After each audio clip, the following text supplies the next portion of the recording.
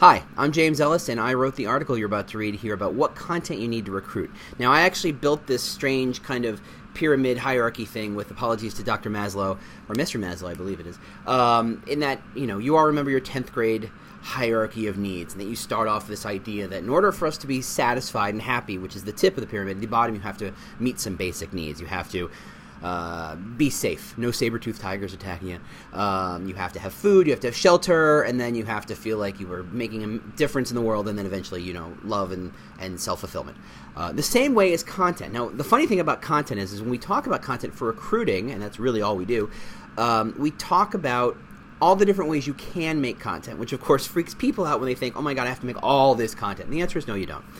You can make a lot of content, and it's all going to eventually be valuable. But if you're starting from scratch, if you're really trying to figure out where do I start, you start with the hierarchy. You start with the bottom. You start with understanding who is the company, who is the brand, what do we make, what do we do, what do we stand for. Then you build on that, where is the job, the location. Not just what's the address. It's not just about, are you in a snazzy neighborhood. It's really about, are you close to parking and a train and a walking and a bikes and, is there food around? Is there coffee around? Is there daycare around? That sort of thing. Then you get up to job descriptions. What's the job really about?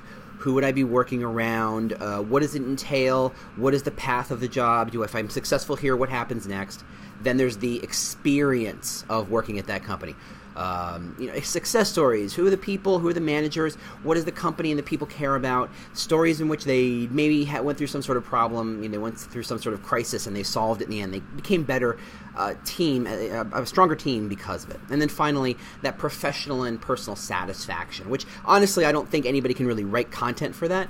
And frankly, if you tried by skipping the other levels, it's going to sound preposterous. If I introduce myself by saying, I invented the internet, and I'm the president of America, and also I get 10 cents every time you buy a Post-it note, you'd think that's crazy. I'd have to build that credibility that I am those things I said I am. And that's how that hierarchy works. So enjoy the article. Let me know if you have any questions. Feel free to comment. I do keep an eye on the comments. So just go ahead and ask away, and I'll talk to you later. Thanks very much for reading. Bye.